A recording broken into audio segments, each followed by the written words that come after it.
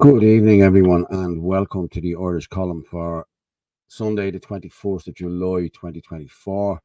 My name is Paul Fitzsimons. I'll be joined later. It won't be Anthony, but I'll have a couple on with me there later on, with a few people to come on and talk. In a week where we saw Riot Squad and how just Nazi-style tactics like coming into Coolock this week, and it was horrendous to watch. And I was part of it. My father was part of it. And I was there.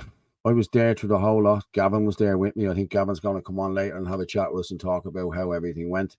But we were also up in Dundalk this afternoon as well for a protest in Dundalk. And we were met with a lot of head cases now, I have to say, a lot of head cases with their purple hair and their rainbow flags and the little umbrellas and just protesting. They were protesting, us protesting.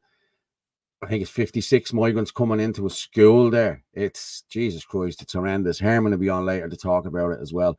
But yeah, smashing it there already, people. We're up to 200. Like, fair play to you, everyone. Keep going there. But again, we were talking about Coolock there, and Coolock, I heard, is on fire again. This is in the last few minutes. I've just got a message to say Coolock is on fire. And I'll try and pull up the videos there shortly. But as I said, we were just out in Dundalk. We're only getting back from Dundalk there in the last few minutes. So I'm just here now trying to get sorted. But I'll tell you what I'm going to run with. Okay. I'm going to just run with the Crown Paints. Okay. Has been, now a guy did this video. Okay.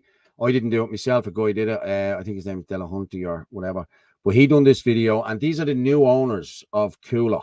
So I'm just going to play this first, and we'll come back and talk to that in a few minutes. This is the owner of the paint factory in Coolock everyone is protesting about. This is Peter McGarry. He's from Kildare, but lives in Switzerland for tax reasons. My name is Peter McGarry. I'm the founder of the Earth Foundation, proud home of the Earth Prize.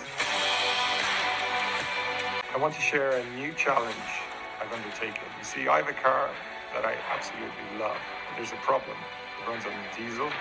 And we all know that's not environmentally sustainable. How can I drive this and stay true to the commitment to the environment? And the answer is electrification. Can we go beyond simply electrifying the car? Can we transform it into the world's most sustainable defender ever built?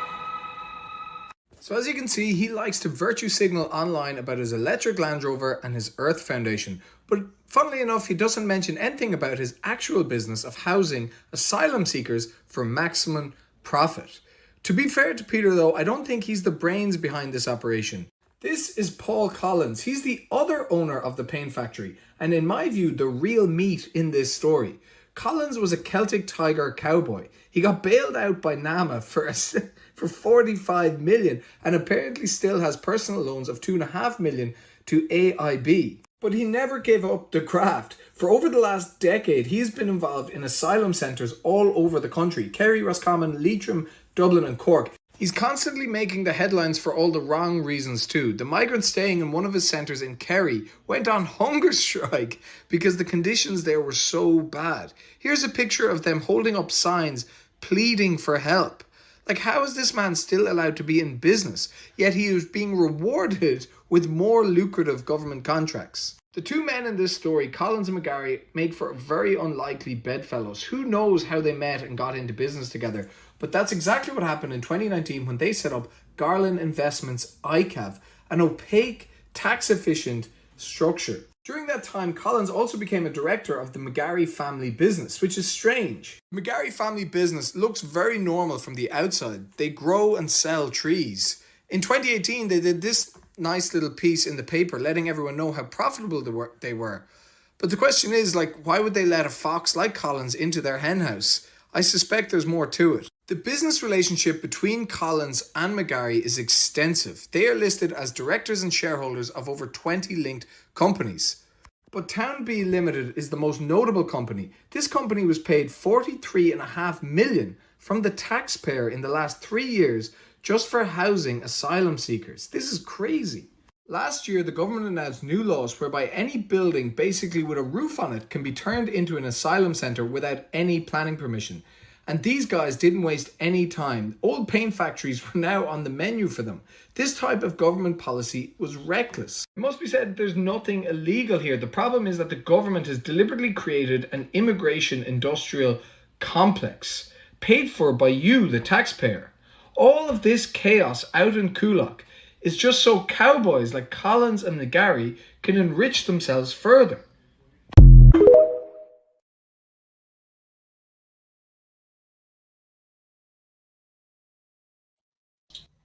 Well, Glenn, how are you? Just I'll bring you in there. How's Glenn? How's things? What's the story? I'm grand, yeah.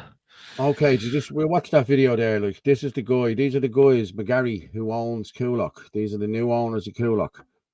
And planning regulations go out the door. Everything goes out the door with these migrant centres. You know what I mean? I asked some of the lads from Kulak, says no, to come on to me tonight to have a chat and tell us what they were doing and how they were getting on and whatever. But there's two lads I reached out to are busy. But this is a lucrative. This is just a scam, isn't it, Glenn? You know what I mean? It's ridiculous. We're smashing it there, people. We're flying up to 400 there already, and we're only 6 minutes in. Keep her going there. Share out everywhere, anywhere. Sorry, Glenn. Go ahead. No, I just joined in. I didn't see the start of the video. So what he was talking about? What was the guy's name that owns the guy's name is Gary. He's from Kildare. Yeah. He owns this Earth, whatever thing it's called. They plant trees and they do all sorts. Just another way of getting money. The EU are paying money into this. You know what I mean? And we bailed. Who bailed them out? We did. The government bailed a man out for 43 million. And your man, what's his name? Hold on. Paul Collins. He was bailed out for 43 million by the government or by NAMA or whatever. And then he also owes 2.5 million to AIB. Like, come on. You know what I mean? It's like, and if I owe 100 quid, I'm getting a fine through the door, like, to take me out of the house. These people owe millions. Like, you know what I mean? Come on. He's probably promising AIB that he can make millions more than to pay back and interest and everything like that. So they probably believe that he can through these asylum centres. Yeah. But get back to Kulak. You were there on Friday, Glenn. Yeah, we were both there. We were both there. We both spoke, and again. Well, I sort of spoke. I was caught off guard, to be honest. I should have wrote a speech or something. I just shouted. It was all right. I was grand. You know what I mean? I just shouted. I just told them who I was and what have you. But you were there. You saw what happened. Everything was peaceful again, wasn't it? And we went to Kulak. We stood talking. Everything was brilliant. I have to say, it was brilliant. There was about 4,000 people maybe there. There was a good crew of people there. And when we got back to Crown Paint, it was on fire. Yeah. Unfortunately, we couldn't control the situation afterwards because the stewards had left and Malachy and Patrick Quinlan left, and I was just there at the last moment to see that all blew up again. So the guard was asking me, "Are you able to control it?" And I said, "No." I says, "We have no stewards, no nothing. We did our protest and we did what we came here to do. We were successful, but afterwards this was nothing to do with us." No, unfortunately, it happened like.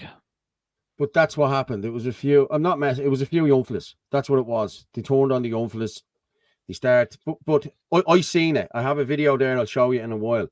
I was actually when I came back from the police station. I walked back and a girl had my laptop. A girl. Sorry, Orla's gone out there. Orla came in and went out there. I'll bring her back up in a few minutes. But a girl had my laptop, and someone says to me, "Oh, Andy's across the road there in Burger King." So I walked over. When I got to the thing, I looked over the wall. I had a look. I thought, Jesus, no. And I walked, and you can see me on RTE laughing as I'm walking back to the towards, Burger King. And I'm just going to pull all up there. Just bear with me there. Where are we, Orla? 3 of us. Yeah, give us the 3. How are you, Orla? How's things? Hi, guys. How are you? I'm just explaining there about what happened on Friday for me, like, you know what I mean? So, as I said, Yes. I went back over to Burger King. Got my laptop. I was sitting in Burger King having a cup of tea, a cup of coffee, and next thing, all hell broke loose. Now there was There was old people there. There was young people there. There was, you seen it yourself, Glenn. There was a great crowd there. Like, you know what I mean? And next thing, we just seen people running through. And then I started the live stream. Then I was actually doing the live stream from inside Burger King. I wasn't going to go out in case I got arrested, but then I ventured out and whatever. But there was people running back through, old people, and they were saying, "I'm not coming to this anymore. No, this is not on." Like, lads throwing stones at the police and the police hitting the lads, and like there was people there that were genuinely pissed off because of what happened. Like, you know what I mean? Like, and then there was other people there who weren't pissed off. They were glad it happened. You know what I mean? So, like, it needs to be nipped in the bud. You know what I mean? Like, it's a peaceful protest. It's been a peaceful protest there since Jesus form. It's 3 months there now. You know what I mean? And there was never any hassle. The place was clean. And as the letter stated, you've seen it in the letter yourself, people were coming in, cleaning the camp. There was guys staying in the camp 24/7. They had food. Like, it was brilliant. The businesses around the area were helping them out with a few quid for food and a fridge and, different things. It was so peaceful until last Monday morning. And then boom. But then again, Friday it wasn't as bad, but it could have been as bad. You know what I mean? How are you, Glenn? Whoever that is. Paul Fitz. The Harris is using Coolock as a testing ground. The Gardaí are practicing. I have a video there. You'll see it now in a minute. And they are practicing. And Mary Lou MacDonald came out yesterday with a statement. I'll pull her up in a few minutes, but everyone has seen it, saying she has spoke to the people of Coolock, and people of Coolock are on board with this, and people of Coolock are this, that, and that. She did not speak to anybody in that camp or anybody to do with Coolock. Says no way, categorically. I got a message off them last night, and they told me no way, categorically, and they sent back a statement themselves. I'm going to tell you what, I'm going to actually read the statement there because I got it off. It was sent to me last night. I've seen many people reached out and asked, did Sinn Féin or any of their councillors or any representatives try to speak to anybody in Coolock, and they've all said no. I haven't seen one person say yes. Maybe there could be, but I have not seen it. So no. It's a type of like propaganda sort of thing thrown out saying, well, must engage with Coolock, and they don't. Well, what they did was they engaged with the Northside Partnership. Now, the Northside Partnership are an NGO, Oh. And they're, of course, that's who they reached out to, the Northside Partnership. And they're on board with this. Obviously, they want people to integrate into the community. But they're not integrating into their community, the wider area of Coolock. They're integrating into the likes of Inward Darndale, Ferry Carrick, Bunratty. You have Airfield. Look, and all of these people aren't happy about this. You know what I mean? So you can't have the Refugee Welcome Committee coming out there and saying, "Oh yeah, we welcome refugees," without talking to these people who are actually being affected by this. It's crazy. So that's what they did. And anyway, they went to the Northside Partnership, and that's what she was talking about. But Anthony was on to me earlier. The two of us had a chat. I was driving back from Dundalk, and he was saying he said the same as I thought. This is what's going to happen here now. Mary Lou is going to send out that statement. Harris will back off, bring the stormtroopers back in, and Mary Lou will gain a few more points from the electorate. You know what I mean? Because she sorted it out. Bullshit. She sorted nothing out. And I'm going to read this to you from this is into Simon Harris. To Mr. Simon Harris Taoiseach, we, the residents of Coolock, do not wish for Mary Lou MacDonald to speak on behalf of our community.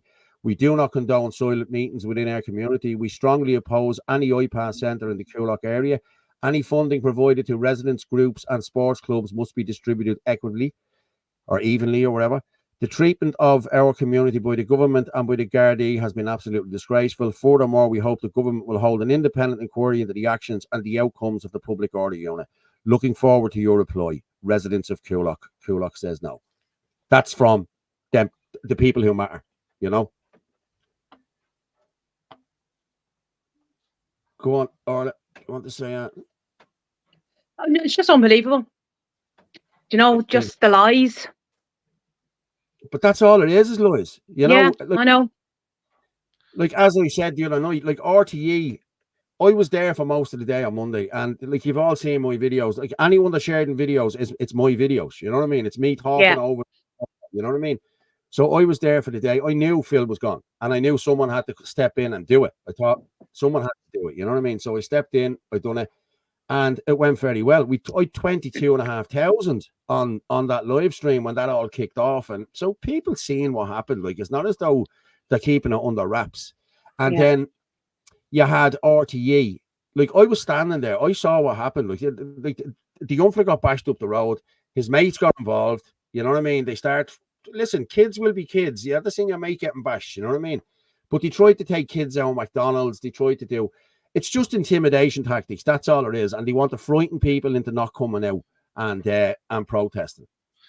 And the Garda brutality was too much. It was like, I've had people contact me, even though I'm not their local county councillor, they just wanted to speak to someone and get their story out.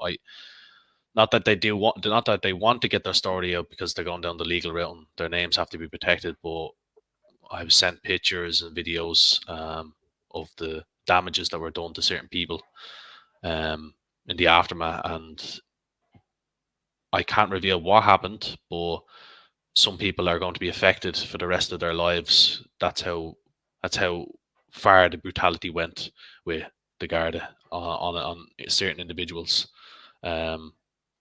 A lot of people, and a lot of them were innocent people, so they were just targeted, maybe because they said something, or look, there's I don't know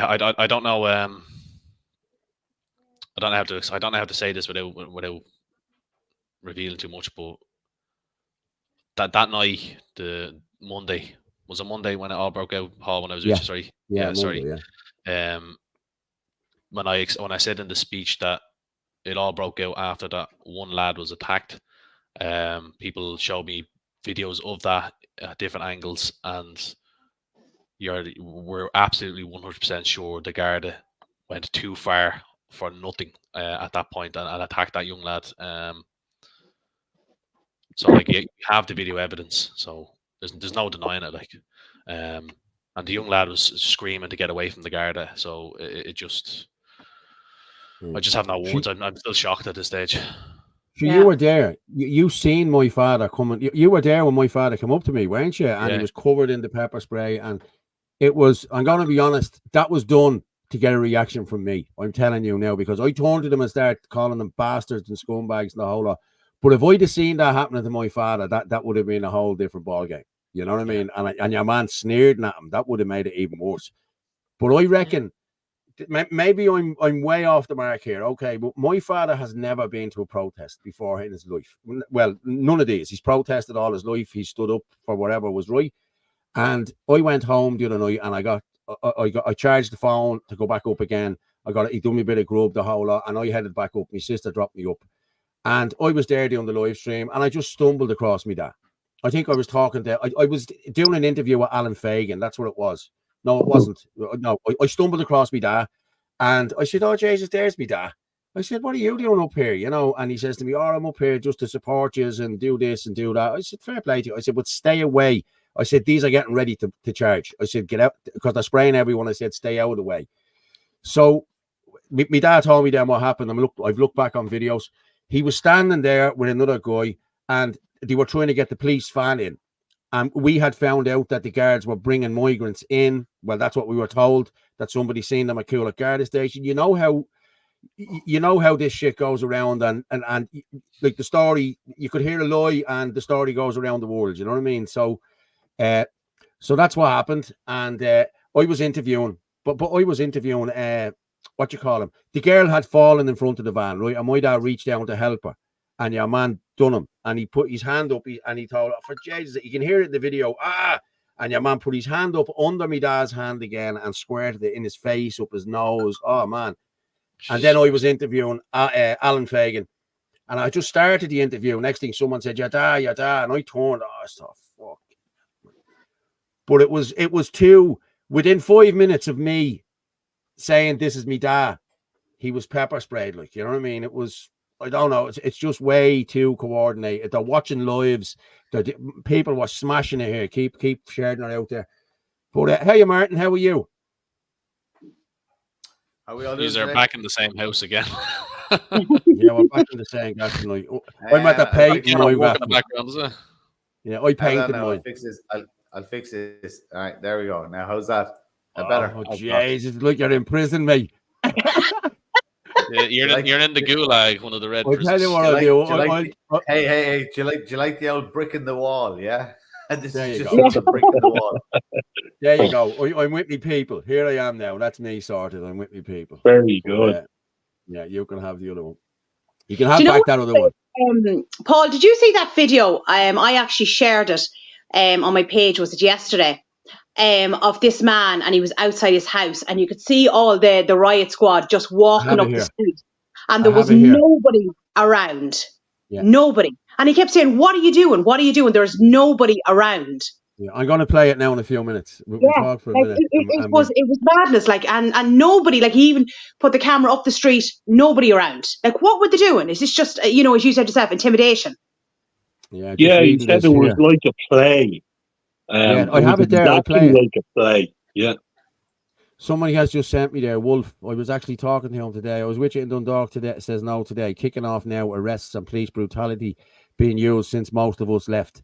They waited for everyone to leave to get the gotcha moment, and this is it now. Like the Irish Freedom Party travelled there, and the far right, and that fucking get a grip, will you, lad? Nobody's buying this shit anymore, Like, is this what Ireland has become, where our own people are forced under a police state, where the Garda are now every incident you hear of this iPass centres is police brutality.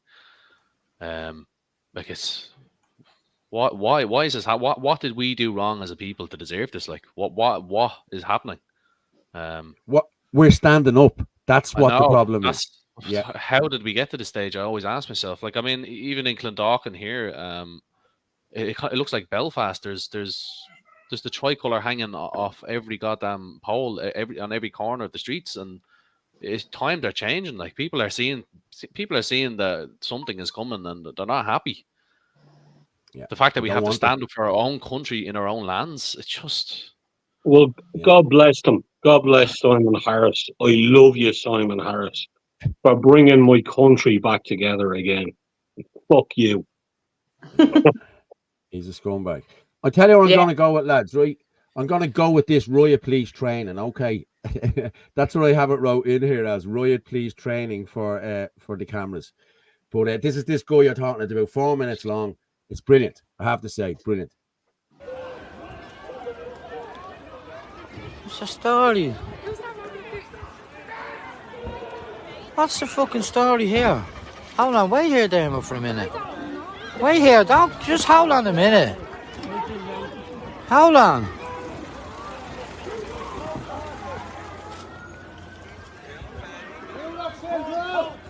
Hold on, just fucked up, man. Dermot, I'm just sitting on the wall here. Just standing on the side of the street here at the minute.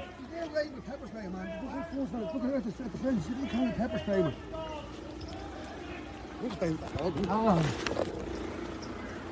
on, I'm standing in this garden, man. You want to watch this? Come get into the garden, lads.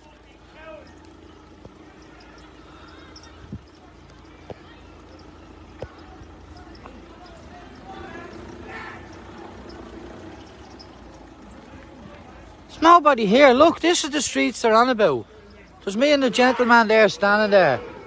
Look at this. What the hell is going on here? Fucking rugby players or something. Yeah, get into the garden. Look at this, like. You're going to say pepper spray. Look at this pepper spray. Look. Stop! Look at this. Stop! What the flipping hell? There's no one even around. Who are you charging at? Who the hell are they? Who are you charging at? Who are you charging at? There's no one on the streets. There's absolutely no one on the streets. Is this like a play you're doing? It's like a school play you're doing. It's like a school play. Who are you charging at? There's nobody on the streets. There's nobody on the streets. Look. There's no one on the streets. You're charging at nobody. Fucking scum. You're charging at nobody. It's unbelievable. Do you see what's going on over in Leeds with the Muslims attacking the Brits? Yeah, the Muslims are attacking the police officers. You're going to allow it. Your country's going to fall apart with Muslims and you'll all sleep at night. Mouges. You'll all sleep at night when your fucking country's being overrun by Muslims. Like what's happening in Did he Leeds. just spray the At car? the moment, the police are being bored in Leeds by the Muslim people, and that's what you're bringing in here. Fucking Drew Harris. We're supposed to be on your side. You're supposed to be on our side. Irish people protecting our loved ones, our families and our children and our jobs. As Irish people. Listen, do you know the French people? Do you know the French police force put down their batons and their weapons in solidarity to the people? In solidarity to the people. We're family men. We're criminals. What are you talking about, criminals? Who's pegging bricks? I've only come out of my house. Who said you're pegging bricks? Lordy, watch this fella here. Here's He says I'm pegging bricks. I've come out of my house. I've come out of my house. Video this. I don't want to come out. Why would I come out to 50 armed men? We don't trust For you. God's sake. Why would we come out? Our own Garda force. We don't fucking trust you. You're the scum. Every one is. You are. Look at you with your pepper spray. Carry on down the road with your pals. Carry on down the road with your pals. Jesus Christ. For fuck's sake, unbelievable. Who are you charging at? Who are you charging at? Who are you charging at? Who you thugs? Fucking thugs you are. Fucking thugs.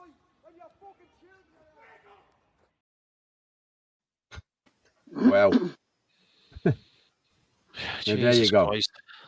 How well that man acted, you know, that he knew everything about his geopolitics across Europe. He was quoting there the Constitution. Such an educated, to the moment gentleman, expressing himself perfectly. And But again, they're not listening. But they'll have you believe that all these people are scumbags, that are dole merchants and that this and that, you know, that there's just a fringe minority of these people, you know, just a couple of them that are ruining it all for Coolock. Listen, I was at the protest on Friday. There was a lot of people came out from different areas and they were all happy to come out and voice their opinions. It turned nasty then when the riot squad came in. Like you seen it, Glenn, we were there, you know what I mean? I was part of it. You were part of it, you know what I mean? We seen what happened, you know? We've seen the three councillors walk together. Glenn, what was that like? Like 3 years together. We tried to de-escalate the situation because myself and Malachy and Gavin was saying that they kept charging every time, and we realized there's a lot of people there that are elderly and they can't run. There's a lot of people that can't run away from the Garda, and we already seen the lady that was on the crutches who got sprayed.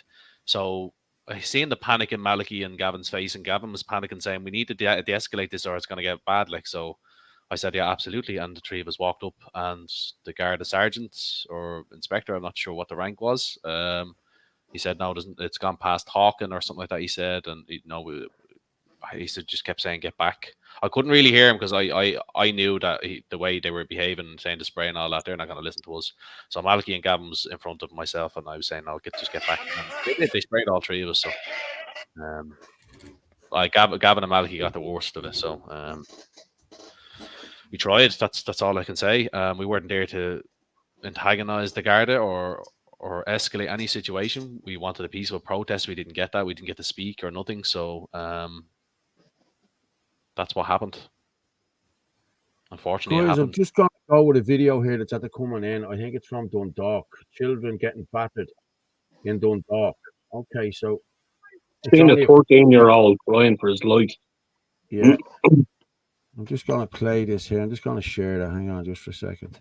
But just to say, 3 elected councillors who brought themselves to and asked, you know, who's the sergeant in charge? We wish to de-escalate. And no sort of democracy was adhered to by a rogue government and a rogue private police force. Well, I'll be honest with you. It took 3 councillors from outside the area to come in and de-escalate the situation. That's the problem here. It's important to say that we weren't actually elected for the area, that we came out from different areas, and the people asked us to speak on their behalf, and we did. So But A lot of we people, know a lot that of people questioned why I was we there. didn't get a fair shot at the election. There should have been a far more of us, you know. A lot of people questioned, like why was certain councils in different areas gone there, like they had no business and all that. You're right. We didn't. It wasn't our area. We went there as citizens, as using the Constitution as a right. And I kept saying to everybody, you have a right to free assembly and protest wherever you want in Ireland. It's a free country. We didn't go there as councillors. We came there to show our support, and the fact is we were councillors. The people of Coolock asked us to represent them and help them, and we did. And the main thing is that Coolock is a representation of Ireland at large. Yeah. It's just a microcosm of how the country feels. We've seen it right here now in Dundalk. Sorry, Paul, go ahead. And if you see what the media are doing, they're talking about Coolock falling. If Coolock falls, and I'm not just saying the mainstream media, it's all over. Our people are talking about if Coolock falls. And when I say our people, I'm thinking plants. You know what I mean? I'm not thinking our people at all. But they're pushing the narrative that if Coolock falls, everywhere falls. That's bullshit. Because there's nobody going into Coolock. We've seen the size of that place, the sheer size of that place. They cannot get anyone in there now once them people are peacefully assembling there. Now, if they bring the guards in again, as I said, the world is watching this. Like, my father, that thing, that video of my father, Tristan Tate retweeted that and posted on it. What a legend. That went around the world. So everybody has seen this. You've Tucker Carlson talking about Ireland. Everyone. You've J.D. Vance, the Trump's pick for vice president. He's even talking about it, And I have, who I have coming in here now? Councillor Gavin Pepper. I'll bring him in and I'm having exactly. Hello there, my friend. How are you? How are you doing, everybody? How's things? Paul? How's everybody? Great to see you. Great to see you. What is going on? The system is completely falling asunder. Lads and girls, I put up a video on TikTok today and I got took down. And the reason why I got took down is because I called out Lou MacDonald. I called out your man from the Social Democrats, that headbanger. And I was calling them out for what they are doing. And Lou having our secret meetings again, like she did in East Wall, she's doing out in Coolock. Yeah. So they blocked her down for violating rules. Like, isn't it mad that Dublin City Council, with myself and Glenn, can't call people out? If we call them out, we're called thugs and left, right and centre. But when they call us out, they get to go on the Tonight Show, they get to go on the RTA, they're in every newspaper. It's just a joke. I'm looking now, like the 5th fire this week in Coolock, down in Dundalk today, I've seen you down there, Paul. Unbelievable. Like, it's gone off the charts now. It has. Really and Mary Lou is blocking everybody. Like, anybody that says anything to her, I've seen it up on Twitter, like, she's just blocking everybody. Yeah. I think she has me blocked the world. Sorry, Orla, you mean the Indian/Pakistani that's running her account? That came out. Mary Lou MacDonald does not run her account. Her account is run from India. So there's some. Oh yeah, I heard about that. Yes, sorry, yeah. Martin. Sorry, yes. Those social media accounts aren't run in Ireland. They subcontract out. Yeah. Turkistan. So hang on, but this is important that the people running the social media accounts of our elected representatives are not actually based in this nation. That in itself is unacceptable, absolutely unacceptable. If an elected politician wants to have an official state account, they must run it themselves. If they want to have a party account, they can say a disclaimer on the top to say this account is run by party members, X, Y, and Z. If their name as an elected representative is on top of that, they should run that account themselves. If they are not running that account themselves, then they are lying to the electorate. Yeah. And it's something that needs to be called out because social media is a powerful tool nowadays. Yeah. Well, I can definitely 100% vouch that the Irish Freedom Party social media page is ran by a Cavan woman living in Carlow. Go on, Orla. Who would that be? That includes Instagram, Facebook, and Carlow Kilkenny Facebook page as well. Gavin, I'll come back to you. Sorry, I'll come back to you for a minute, Gavin. You were there Monday. Now, I know we spoke about this on Wednesday's show. We done a show Tuesday. Sorry, we did it Ireland Lloyd. You couldn't come on. But you weren't here. As I said, you said you'd come on now tonight. But you were there, Gavin. Me and you were there for most of the day Monday. We were there, and I think you went off the same time as me, because when I got back there, I was told you had been arrested. And I'm on the live stream telling people Gavin's had to get arrested, and people are saying no. And I was only to be talking to you a half an hour before. You know what I mean? So you have the floor there now. Tell me what happened with you. Absolutely. Like, as Paulie said, we were there from early that morning. Like, it was just horrific scenes. I went off to get something to eat. Like at that time, Paul probably thought I was arrested. Like, there was just a bit of miscommunication there. People just getting told the wrong story. Like, he probably heard wrongly. But what we saw, like, you know, like Paul's father, 78 years of age, getting pepper sprayed. A 63-year-old woman who's terminally ill. I stayed with her till her husband took her home. After that, that was pepper sprayed. Like, if this is Drew Harris RUC tactics, this is tactics that was used up in the north during the Troubles, right?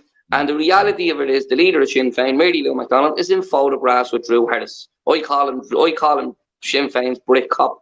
He's 98% of the police don't want Drew Harris in Ireland. Yet the Justice Minister and the government insist on it. And none of the opposition have called for him to have gone, really. They're not saying anything. Ireland has just turned into a complete shit show, if you ask me. It's just the EU, it seems to be dictating the whole way things work. And Sinn Féin is just like a government in waiting. So they're just going along with it. You know, don't forget Lou MacDonald is the next Fianna Fáil member. These people would go into Fianna Fáil in a heartbeat if she thought she was going to get elected into government. If she thought she was going to be the leader. They have a rainbow coalition. It's dark times for this country because they're just not listening to people. Like Coolock and Darndale, to put it into perspective for some of us that might not be from there. I grew up near that area. I hung around with family that live up in Coolock and in Darndale. This is an area that has suffered poverty for generations. Like the tenement days, you know, the unemployment rate is really high up there. The drugs has the place plagued. They're the best people in the world that would give you the last drop of milk to people at Coolock and Darndale. And Paul knows, because Paul is running in the area and he knows the area just like myself. Yeah. And the fact is, the services are not there. You know, like, people have been left behind for generations. Like, you know, the playgrounds are disheveled, the parks are disheveled. And now they want to stick 500 men into the building right across the plex, where kids go into the zoo. Like, don't forget, women bring their kids into that plex and go upstairs to the zoo to have a coffee. It's like a little zoo area. It's not the zoo. It's just like balls and slides, and go bowling, right? Then you have the cinema, where we all as kids, and I like to be able to let my kids go up to the cinema and go to the pictures when they're 12 and buy their sweets and go in. Now parents can't do that. How could you let your teenage or young daughters or sons go to the plex when there's 500 unvetted men from countries that don't see what we see? Let's call a spade a spade. The women in their countries are not the same as the women in their countries. And, like, you know, I seen something there in England, you know, today, 20% of the prison population, right, they were saying were people that were Muslims, right? But only 5% of the population in England was that. So what's going on with the government not listening? I'm not blaming one particular people. I'm saying this is happening across the demographics, across the country, that we're taking in mainly young males, right? Yeah. And the government are not listening to the communities that don't want these males in their community. But when Dublin 4, let's not call it, like, over in Dublin 4, they spent over 145 grand putting up big high fencing so these people couldn't stay in tents in their area. They couldn't stay there. But they put up big fences there. And was there a backlash when they were put out there? No, there was no backlash. Nobody cared. But when it comes to the working class areas, they call the working class areas thugs and criminals. And these criminals need to be brought to justice. And these people, for what? For not wanting these men in their community. If you're not going to listen to the people that live in communities, and I'm talking about fake councillors like Mickey Mouse, John Lyons, and the Social Democrats woman and all, people that got elected in the area, couldn't be bothered the whole to come down and talk to the community. No, all they're in it for, and Paulie tell you, is for the 35, 40 grand you get. Let's not forget, one of the Social Democrats that tried to be the Lord Mayor on the night I abstained, right? He was already on 60 odd grand working for Gary Gannon. He then went on to be a councillor, and then he tried to be a Lord Mayor on the start. These people are not for working class communities. These people are for their back pocket. I work in the council. Here's something funny for you all, right? Before each meeting, they give you refreshments and all. Now, like sweets and chocolates and tea. Like, why is taxpayers' money being used for that? I won't take any of that. Now we have kids from Ireland being told they're going abroad for scoliosis operations. Like, would the money not be used for that? TDs getting pensions after 4 years. Like, this country is a gravy train, EU gravy train, and there's so much that has people angry and that people are saying the media are just doing what the government tell them. You saw her when Ian O'Doherty was trying to speak out on the Tonight Show. She was trying to virtue signal against them. Yeah. And, time and time again. And it's just disheartening to see. But I'll tell you one thing. They're just exposing themselves, Paul, more and more every day. But the scenes me and you saw on Monday are scenes that me and you have never, ever witnessed before. Never. I just want to say there, apparently 30% of our children are now malnourished in this country. 30%. That's a really high fucking come on. Are you serious, Glenn? Yeah. I believe it's 30%. I remember Glenn, what's the guy, Yellow Vest, Ireland, Glenn Miller. I interviewed Glenn Miller there about 2 years ago when I first started off doing this sort of thing. You know what I mean? I interviewed Glenn. He told me that half the kids in this country, or half the kids that are in care and what have you, are like malnourished. And he said it's only getting worse and worse and worse. He said as people can't put bread on the table, he said, and they're bringing this shit in. You know what I mean? It's like, is it 2.2 million a day? Is that the number that was floating about, that it's costing 2.2 million a day for this iPass shite? Yeah, something like that, yeah. It varies. It goes up $600 a day. 50,000 a year. 50,000 a year for that Dundrum hotel every year for one migrant. Wow. And that's I don't know what that includes, but 50,000. If you give 50,000 to one Irish family, they could do a lot and get on their feet and become a productive people in society. But 50,000 for a year for illegal immigrants to stay in a hotel for the rest of their life and not to do anything. Was there not was there not a figure out in the paper there recently of 1.88 million per day is being spent across the board on asylum, on all the categories, we'll say, but it's 1.88 million per day. It could be per week. In this country. Yeah, so look, about 500 or 600 euros a head. Yeah, so the money tree, the money tree is extremely interesting. With that money being spent on immigration, we should have zero homeless. We should have zero people below the poverty line. We should have zero hungry children. This is the reality that with the money that's been spent on this, we should be in a position where we have zero Irish homeless, zero Irish hungry children. Everybody who's in a bad, we'll say part of their lives where they can't, we'll say, home themselves or fend for themselves.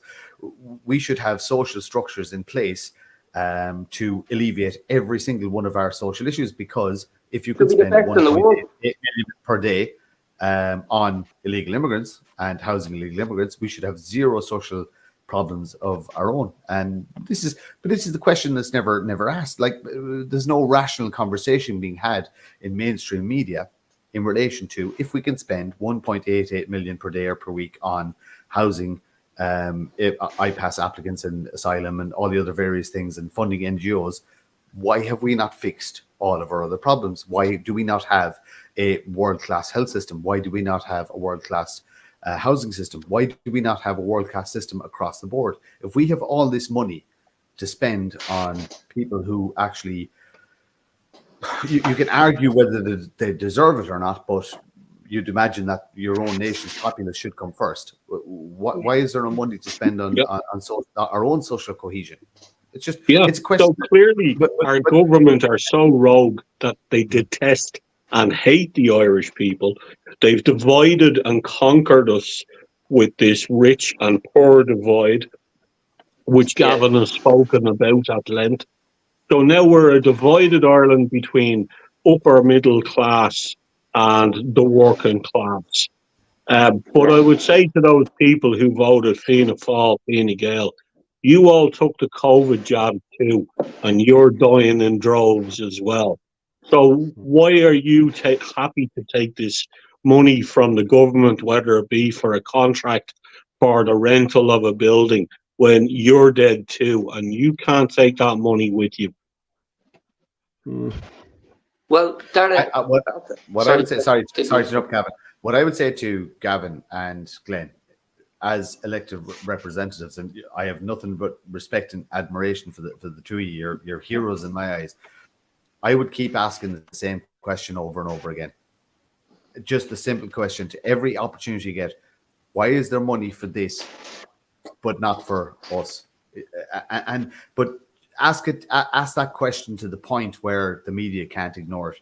Just keep. I know you'll think you're repeating yourself, but never stop. Every opportunity you get, ask the question: why are there still hungry Irish people? Why are there still homeless Irish people? And just keep asking and asking and asking. Yeah, I'm going to ask that. Sorry, can you hear me? Yeah, go ahead, Gav. Yeah. Right. Yeah, Martin, I'm going to ask that on the first meeting in September. I'm going to make that one of my questions. Yeah, that's right. Like, I have teenage daughters, so as you said, if 1.8 million could be spent at that, why am I paying for school books for me 5th year students and 6th year students? Like it might sound small, but at the end of the day, if we're that rich of an economy to spend this money, why aren't kids that say are from single families that the mother is struggling to pay, why don't them kids get breakfast, lunch and dinner in schools? The money's there, and I'm sure everybody sitting here tonight, as taxpayers, I would tax me more. I've absolutely no problem with the taxes in my country go to my people. I've no problem paying it. We've always said it. Let's not forget some of the under 20-year-olds getting less social welfare than some of the migrants. This has happened. This has been seen. People live in poverty in the working class areas. That's the reality of it. It's poverty, especially single mothers, especially people that have mental health, people that have autism, people that have people have daughters and sons that are in wheelchairs and they have to fight for carers payments. I mean, that's the one thing that drives me mad about the carers payment. If you go to your GP with your son or your daughter or your wife or your dad or whoever you're looking after, and your GP says, look, at this person has autism or this person has special needs or this person is unable to look after himself, then that's it. When that goes to the welfare should be saying, okay, there's your payment, you're a carer now. Why are people getting refused it and having to apply and having to go down to some deciding officer down the country that never met them, making decisions that are real life decisions that are affecting people? And does Mary Lou and the band of Mary men out there speak about that? They couldn't care less. Yeah. This is about a club, right? It's about a club that the likes of me and Glenn are not supposed to be in. That's what this is about, right? It's a system that you get in, you become a TD, you're on 100 and odd grand a year, you get into government, after 4 years you get a state or a government pension, a ministerial pension. This is about them getting rich and you staying poor. That's the reality of what's going on in our country. You should not be getting a pension after 4 years. You should be not getting expenses to beat the band. You want to see some of the expenses that even I'm entitled to claim for? Would I have? Yeah. I'd have no. And then when we went to a meeting about it, you were saying we make no apologies about getting this for you. We shouldn't be getting that. I don't want that. That's not why I'm doing it. I'm doing it because my country's in disarray. It's the same when people talk about going with alliances and all that, right? But I wouldn't go to these meetings because some people are talking, if you go into an alliance, you're talking, we get 2% of the vote. So something about if you get 2% of the vote, your party gets 200 grand a year. I'm not in this for money. I never did this for money.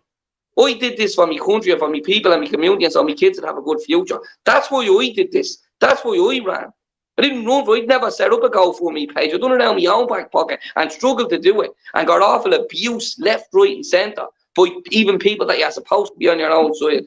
But I did it for my community and for my country. And that's what genuinely the majority of people are doing it for. That's what Paulie did it for. That's what Glenn did it for. And that's what a lot of people did it for. And I don't believe politicians should be getting that money. It's time to look after their own people. As Martin said, if you can spend 1.8 million a day on immigrants, then we shouldn't have one homeless family from Ireland in this country. How a government minister can go into that door, and this includes Mary Lou and people with all property. Never forget, Richard Boyd Barrett is the son of a millionaire. These all are rich people that fake opposition. how they can go into that doll every day and sit there knowing that there's a homeless Irish family living in emergency accommodation while the partner gets everything, just is beyond me, and it just shows that they don't give a toss about the working class. Yeah. Sorry for going on there. No, you're right. You're right, Gavin. And look at the colleges. My son is in college, right? And we are entitled to no grant for him. Every year we apply for the Susie grant, and every year we are told no. And yet Ukrainians are coming in here and getting everything paid for. And my son is Irish, and we're entitled to nothing. Yeah. And how many other parents out there cannot send their child to college because they cannot afford it? Orla, one of the constituents in my area told me that our daughter is going to college. She couldn't afford to get her into college, or couldn't get her into college in Dublin, right? So she had to go to college up in the north, in Nordy or something. And here's something that will shock you: that she's not entitled to the Susie grant in Dublin. So they weren't entitled to any grants because she's going to college up the north. So the man has to pay for everything. That's like nuts. That's what is going on? Yeah, I know it's ridiculous. Every year he's going into his 4th year, and every year we get refused. Do you know what I mean? Every year. Remember, if you're Ukrainian, there's no problem. You get a free medical care, accommodation, welfare. You get tax-free money to spend on accommodation, €800 a month, ARP, and also if your kid is of college year, no means tested. You just get the money to go through college. Sweet, huh? Yeah. You know what? I think if any Irish person has trouble, really they should go to Dublin Airport and just say the word asylum seeker or refugee, and their life would be sorted. For any financial difficulties, come to Ireland, free stuff for everybody, except the Irish people. Even there, when you look at the sclerosis operations for children, Irish children are being deprived of necessary care while foreigners are getting free stuff hand over fist. It's just incredible. Yeah. You know what, Gavin, just you were saying about the working class, it reminds me there of the phrase about, was a shop steward, the working class can kiss my ass now that I'm a shop steward at last. That's the general attitude of the hard left in Ireland. It's, do you know, there's an article in the paper today. Go on. No, I'm just saying, Gavin came in from Brussels and said he was a refugee, and your man said, "No, you're not. You're Gavin Pepper." I did. I was at that I was telling him there yesterday that. Go on, Herman. He never thought having the surname Pepper would ever come in handy. We pepper spray now everywhere. It's trending. The name Pepper is trending on Google virtually or Twitter virtually every day now. Yeah, Pepper got peppered. That was what I heard. Keep sharing this, people. We're up to 1,500 there. Keep sharing it out there, and we'll keep getting the truth out here. We all keep cycling, Paul. I'm cycling away like crazy here under the table. No, it's okay. We're good. We're good. Are you serious? No, we're good. But I'm going to okay. No, but seriously, actually, go on. No, I was actually because when you're making a speech, you only have so much time, and you have to choose what you're going to concentrate on. You can't say everything. But there, speaking up in Dundalk there tonight, I was, because there was a counter protest of these kind of what do they call them in England? Crusties. Unemployable kind of wasters, right? Turning up, and there they are. They think they present themselves as if they're anti-establishment, but they are the useful idiots of the establishment. They're the crowd who, during the lockdown, were all wearing their masks, telling everyone they stay at home, don't go to work, don't see their family. All the hard left, they're all wearing their not one mask and two masks. They're the ones who, doing the behest of the state, shouting, begging, demanding that people's right to free speech be removed. They're the idiots who are calling for the introduction, the removal of equality of treatment of all citizens before the law, that there's inequality before the law.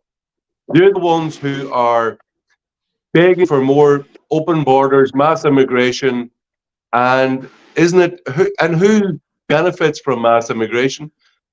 The big multinational corporations who want cheap labor, the vulture funds.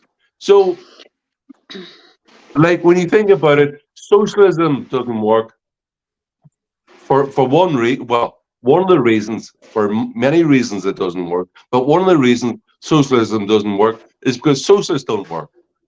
And I think that you're only a socialist after 22, 23, because you're just so damn stupid that you haven't been able to see your naive attitudes towards human nature and the way that the world works haven't caught up with reality yet. And yet they're so damn stupid, it's the only justification for being left-wing after your early 20s. And there they are. They present themselves as anti-establishment, but they are the most pro-establishment, pro-government. They are the kind of velvet glove of the government, of the metal claw of the government. They're the useful idiots of the establishment. They showed it during the lockdown. They show it on the issue of mass immigration. They're basically advance guard for vulture funds and privateer, multi-millionaire guys who are profiteering off ordinary people. And they're just morons, that's all. That's the only justification you can have now for being a so-called far left. Lack of IQ, lack of intelligence. They become a taxpayer and then they'll be cured. Exactly. Exactly. If they worked a day in their life, paid tax, they'd be cured very quickly. Yeah, they'd be cured very quickly. Yeah, once they start paying tax, they were going, oh, geez, I don't want to be a socialist. There's an interesting question to everything you said there, Herman, is bang on, right? So what's the difference? Why are people not growing out of it now? Because there are plenty 30 and 40-year-olds that have transitioned their Che Guevara days from college into real life. And why is it stupidity? Is it the education system? Is it the indoctrination system? Why have 20 and 25-year-olds not been able to shake that off? And why are they bringing it into the real world, where the real world is taxation, mortgage, bills, we'll say all the other struggles you have to deal with in life. It's not fucking fancy college life where mom and dad is paying for everything. People in their mid-20s are carrying this into their mid-30s and their 40s. And they're still wearing, as I said, the Che Guevara T-shirts. Again, and if you know anything about history, this man was a brutal dictator, an executioner. He wasn't the savior the communists fucking pretend he was. He was a murderous man, the same as most dictators. Cold-blooded murderer, yeah. Yeah, but that's what he was. But what I'm saying is, why? Well, maybe what Glenn said. Yeah. Sorry, go on, Herman. Yeah, maybe what Glenn said kind of brings it up, that maybe they haven't paid tax. Maybe, look, 1/3 of a million people in the 26 counties are employed by so-called NGOs. They're basically government ideological. Many of them, not all, but many of them are ideological echo chambers of the hard left. They're employed by the government on government funds. They're fat. They're growing fat on government money, on taxpayers' money. Maybe socialism and people paying a lot of tax, maybe because it's good for them, they think, well, let's have more of it. Yeah. Well, just going to say, sorry, Gav, just going to say, Herman, we were up in Dundalk today, peaceful protest, everything went right, everything went brilliant.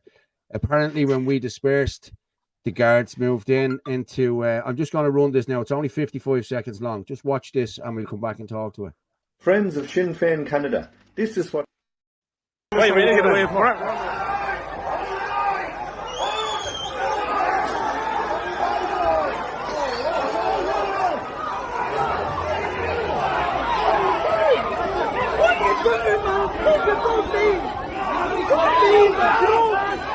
Apparently that kid is only 14. Look at that. The mother getting pushed away now, look.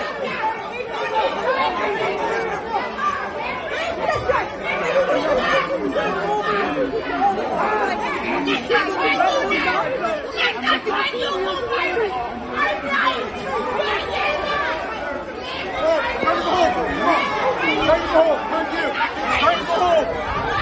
time to go home. Come on, quick.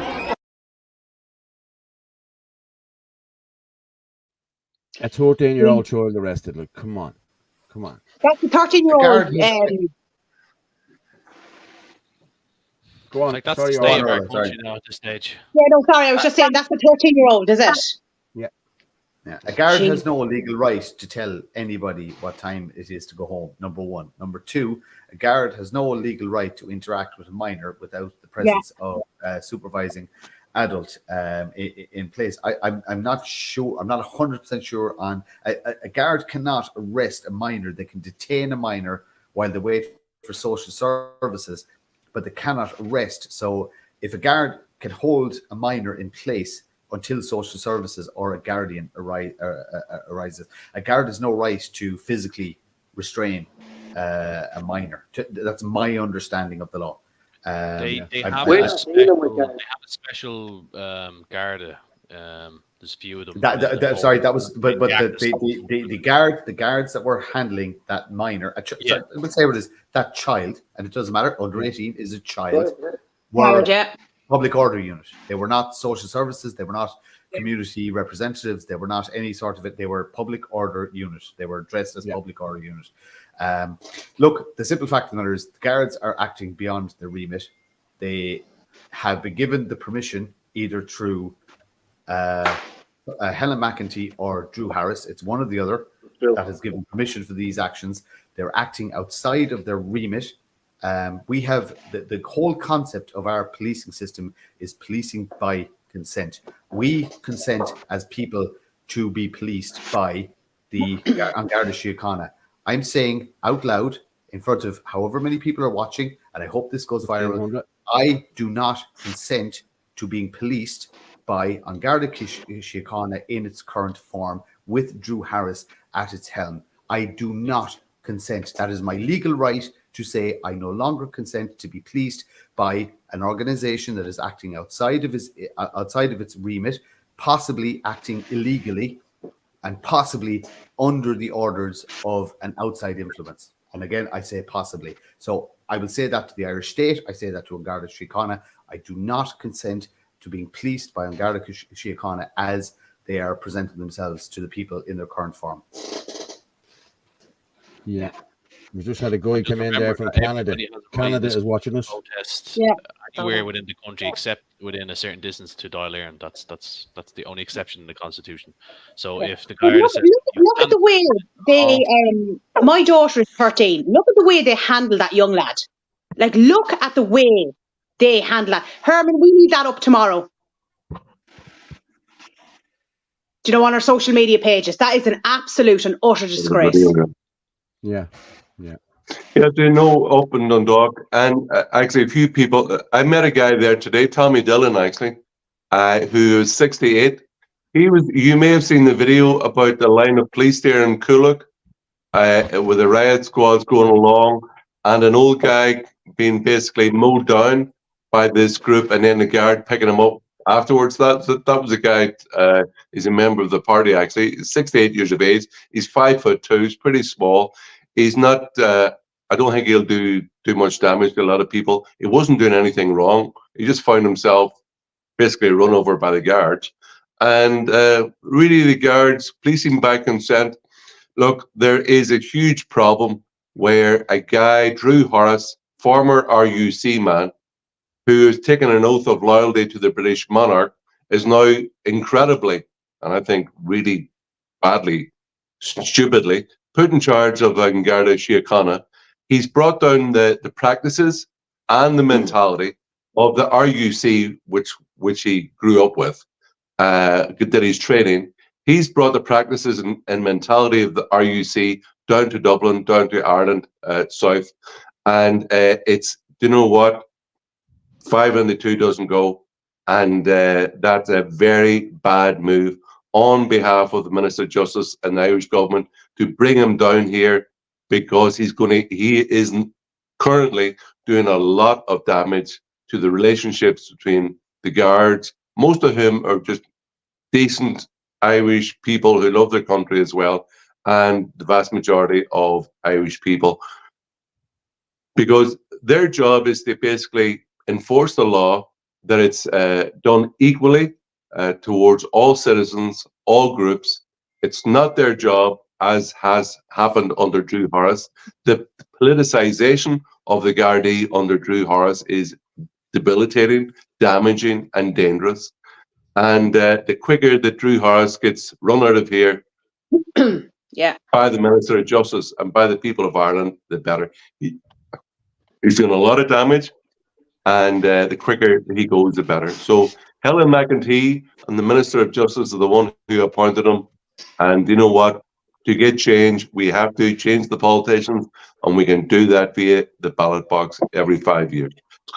Coming up in October, November, so everybody should really ensure that they're registered to vote. Get change. Okay, I have, you know the way we get this guy every Sunday night, this Jay McKay, whatever his name is, and he's always trying to throw shite in here about us, this, that, and the other. Lads, he's saying here, lads, these people are lawyers, they're in it for the money. I get no money. Gavin gets no money. Like, none of us get money here. I don't know what they're talking about. And the current government. We get money how, though? This is it. This is it. You know, he's You're just calling doesn't make who's paying him? When do I get the check? Yeah, I understand. Paul, he's jumped off the chat because I talked to him in the chat, and I just keep saying to him, come and talk to me on X. Come and debate me on X. I'll talk to you anytime you want. He runs every anytime I see him in the chat, I go, talk to me on Twitter, talk to me on X, talk to me this and that. Yeah, he's just a troll. He's more than likely either an opposition nationalist troll or a Shinner troll. But I'm calling him out now. If you're there, I'm telling you, you're a coward, and if you don't want to be a coward, come talk to me on Twitter. Well, just tell him to post in the comments exactly how and actually, even better, come talk to me in person. It's very easy to find where I live, and just any person out there who wants to have a conversation about politics or society or anything like that, don't do it on Twitter. Come find me in person. I'm out there in the community. Well, you know what? I was sent a thing by the Secretary of the Party there a number of months ago, where someone, a friend of his, actually sent him a WhatsApp message by mistake. It was obviously sent out to another group. It was sent to him by mistake. And it's basically the far left. They're all organized to start between 5 and 10 sock puppet accounts on Twitter, and basically come on, abuse, bit of name calling, and then without any really responding or interaction, just to keep on calling people nationalist people names and disappearing. And basically that's what they do. Look, for 2 or 3 years, Sinn Féin, who used to have a paramilitary wing up until recently enough, they're a very well organized, well disciplined political party.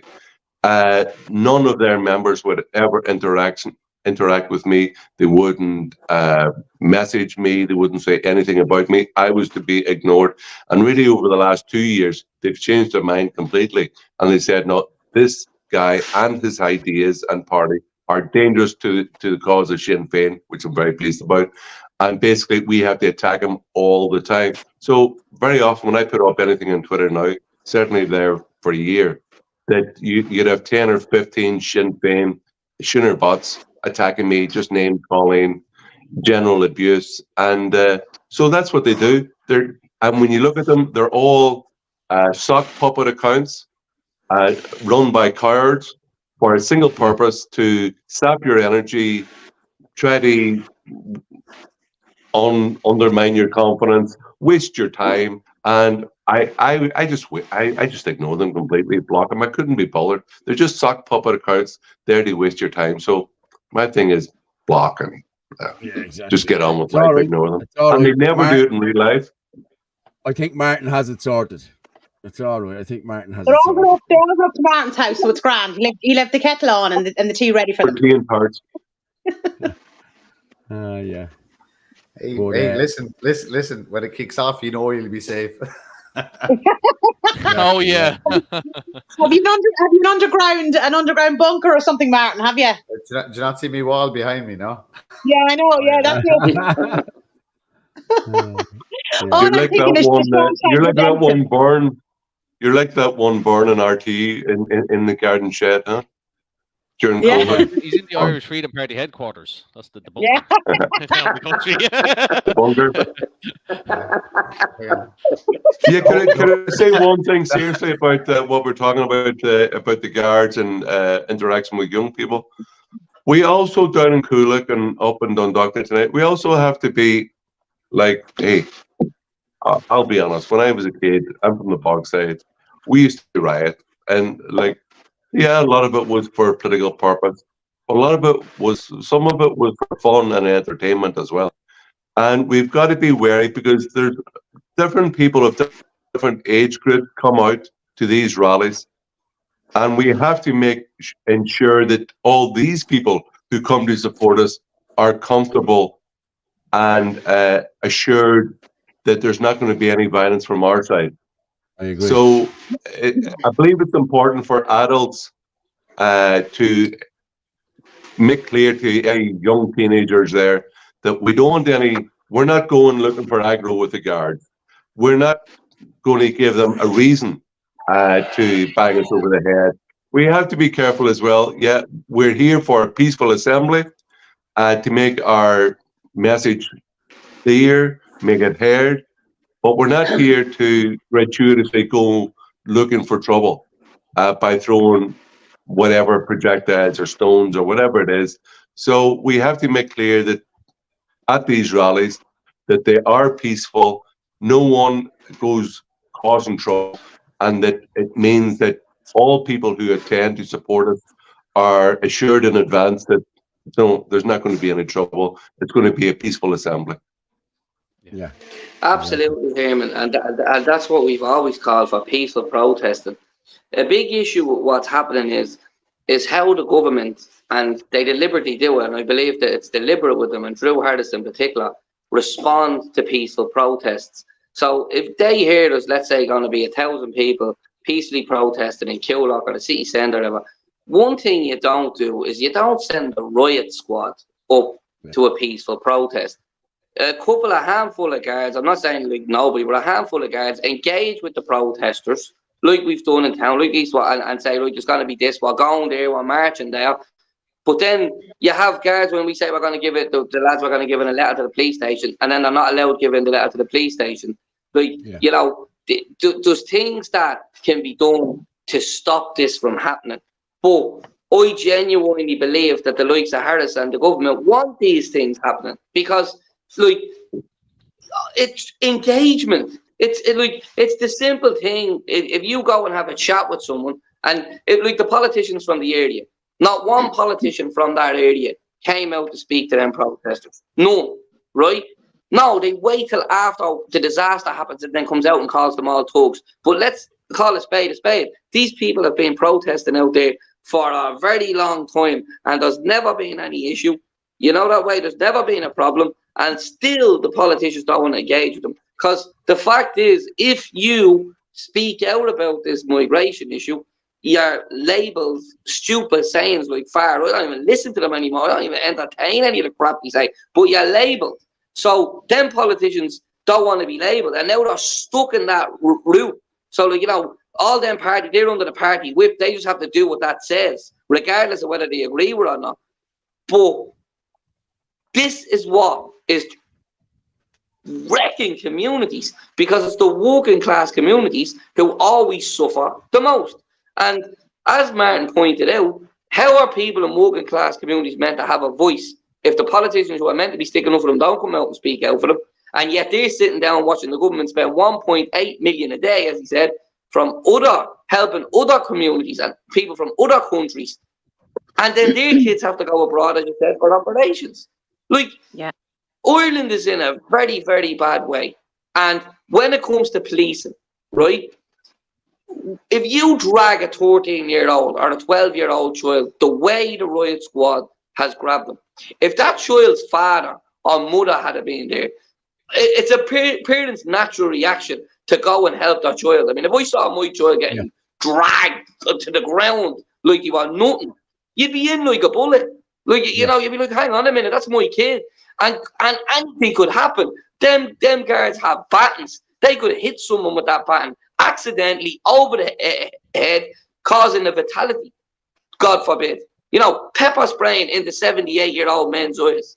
You could do damage to that man's eyes. Like, God, like he's already old. Like, same with that terminally ill woman. Like, do they not be thinking before they react? And I just think it can be done properly, like all the other protests were done. But the fact is, they don't want that to happen. And I just feel I'm very disappointed the way the country's being run at the moment. It's being run by people that want it to fall apart. That's my opinion. Yeah, I think what happened, Gavin, is look, the people in Coolock there were they had peaceful protests, and they had a bit of assembly there. They had a protest there since March, completely peaceful. There's no hassle, no aggro at all. And is gripped, pointed out that the government, so they stopped that. They tried to disperse the people who have a right to peaceful assembly. They stopped that. At the same time, the government have also taken away the right to object legally through the planning process. Right? So what other means do the people have to protest against the imposition of mass immigration by the government? I don't see it. It's very clear that the government and the Minister of Justice has decided that she is looking to provoke as much aggro with working class areas with Irish nationalist cause as much as she can. My attitude is never give your enemy what they want. They want aggro, they want trouble. I think never give them satisfaction, never give them what they want. Just be it out of virtue or out of malice, it doesn't matter. But they're looking for trouble, and I think at the minute it's best to avoid. But then again, what else have we seen? We've seen, because the far left control the media in Ireland, we've had demands and shrill demands in the press for months now for the guards to toughen up and go and beat the head off these right-wing nationalists. And that's what's happening. The government have made a choice to send in the guards to provoke trouble wherever they can. And you know what? It's not good for the country of Ireland or the Irish people at all. Yeah. And Gavin, what you were saying when you were talking about the TDs and the councillors and all that, but it's all over Ireland. Like, none of them are appearing. Like, I'm after been down for the last few days at a protest down in Kilkenny, and again, like that, not a TD, not a councillor in sight. Do you know what I mean? But yet they're up on the paper, they're up on the radio. You know what I mean? That they're there for the people, but yet they won't appear. Do you know what I mean? Yeah, because they don't want to answer to the communities. They don't want to answer to the community. That's the problem. And then we're going in to speak up for them, and then we're called mad names. You know, Herman, I seen a question there came up from one of the people saying, would you stop the citizenships and the passport being given out like candy? I wanted to point out something about me if I get elected. Absolutely, you will. I was going to say in the general, if I get elected, there is one particular person in general that he's now running in the general election. He ran in the European elections, and he was recently given citizenship. And from what I know of this man, I have no doubt that I will be pushing for deportations of this person. And he knows who he is. I don't care what the government say. I'm going to say, is it the jihad preacher? He lied about being an Irish citizen beforehand for a long, long time, and then all of a sudden he gets the Irish citizenship. And do you know what the problem with this guy is? Is when we actually get the deportation orders, nobody's going to know where to send him because nobody knows actually where he's from. Yeah, it's true. Oh, I think. Sometimes he says he's from Pakistan. Yeah, Pakistan. He was born in the Netherlands. Yeah. And now he is Irish citizenship as well. Now, do you know what? We have to be honest and say, well, my position is very clear. If you're here illegally, you should be deported immediately, just for the security of the Irish state and the Irish people. Absolutely. Simple as that. They're here illegally, off they go. But you know what? There's a lot of people who have been given Irish citizenship has been thrown around like Smarties at a children's party for decades now. It started with Alan Shatter. And I believe that there's a lot of people who have applied for and received Irish citizenship fraudulently. In their application, they have lied and not disclosed the full truth of why they're here in Ireland. And for example, let's take people who've applied for Irish citizenship from Nigeria, and they claimed that they came to Ireland as the first port of safety and security when they were fleeing Nigeria. Sorry, there were no direct flights from Lagos to Dublin at any stage. There's never been. So it certainly wasn't their first safe port of call. And anyway, what about all the neighbouring states beside Nigeria? But anyway, look, we've just been lied to. We've been treated as fools. We gotta just face up the fact that, look, we've been lied to, and we've got to stop this. I don't think it's naivety. I think there's a malicious intent on the government for mass immigration, and we got to say, you know what? It's not good for our children. It's not good for ourselves. It's got to stop. And all these false citizenships that we're giving out to every Tom, Dick, and Harry, they'll have to be reassessed in the future as well. Yeah, it's true. Absolutely. Somebody saying there, Absolutely. who was the passionate, Absolutely. who was the passionate lady in Dundalk today? It was Anne-Marie Gray. Oh. And she was brilliant. She was brilliant. And I just have a little bit of her here. I'm gonna go with this. Hang on, just to let people hear how passionate she really was. Anne-Marie is she's good. Yeah, I'm just gonna play this here now. Okay, there we.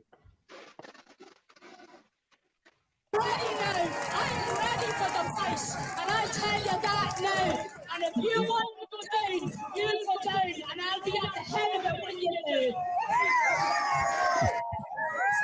Have you nothing to say to me now? Can you see the plenty to say about me when I'm not here? But wait till I tell you, I'm always going to be here. But you won't be. Give me that flag. This is what it's all about. The flag of this country. And it's only ever going to be about this flag. And if you get it, get on the bus, get on the plane, and get on the boat, you know. And I'm ready now. I'm ready for the fight. And I'll tell you that now. That's what she's passionate, isn't she? She's passionate. That's the only flag of blue. Yeah, we all have our favorite kind of Irish accent or whatever they got. I'm sorry, but Yeah. that's my favorite Irish accent. I love The West of Masba. Ireland. The West of Ireland would be my second favorite, but that is my favorite Irish accent. I love that. It's brilliant. It's brilliant. You want to be very careful now. You're up against three dubs. Yeah, but no, but it's not, Orla, it's not far off yours. It's so similar. But Yeah, it is a bit like yours. passion, There's one here. passion. Yeah, There's one passion here. is- A message came in there. Ballyogan is the same. They just involved the Southside Partnership, no other community integration, and that's what happened. But I'm just going to go with a video here from the Irish Git. Okay, this is about what Mary Lou MacDonald had sent. Now watch this, and then we'll go with the fires at Crown as well after that. But just watch this one. Friends of Sinn Féin Canada, this is what true leadership looks like. As Sinn Féin leader Lou MacDonald writes to Taoiseach Simon Harris about engaging with the community in Coolock. A Taoiseach, a Cara, the scenes of violence and destruction at the Crown Paint factory site in Coolock are unacceptable and have highly been condemned. A Taoiseach, a Cara, the scenes of violence and destruction at the Crown Paints factory site in Coolock are unacceptable and have rightly been condemned by all. What sort of illiterate person would allow this letter to be released? And does she mean the violence committed by the state enforcers? She certainly does not. The rejection of racism and the need to welcome and integrate new people in Coolock is understood and supported. That sentence alone tells everybody everything they need to know about this publicity stunt. Let's go over to her ex account. Oh no, that's right, she has half the country blocked. Facebook it'll have to be. After meeting with residents and community groups in Coolock, I've written to the Taoiseach Simon Harris. Now you can mark my words on this. When she says residents and community groups, she means members of Sinn Féin and members of pro-plantation NGOs. She never engages with people, she just runs away. And as Ben Scallon rightly points out here, Mary Lou MacDonald on Coolock, government must engage with community. Sinn Féin YouTube. Comments turned off. That's some engaging, isn't it? Sinn Féin councillor Flynn posted this in regards to the Coolock protest the other day. 99% of those projecting Ireland and Irish culture can't speak a word of Irish, can't spell GAA, Tinka Hurley is stirring your soup. I think there he meant to say Tinka Hurley is for stirring your soup. Ironically making that mistake in a classist post. Clearly mocking concerned Irish working class people and making out that they're stupid or uneducated. Couldn't tell you what year the 1916 Rising happened. They've no interest in Ireland or the Irish. Scumbags who are ruining Ireland. The real scumbags ruining Ireland are supported by Sinn Féin. So don't believe a word of this illiterate garbage. Sinn Féin is a globalist, pro-plantation party. And they're not going to change. And they've made their bed. So let them lie in it.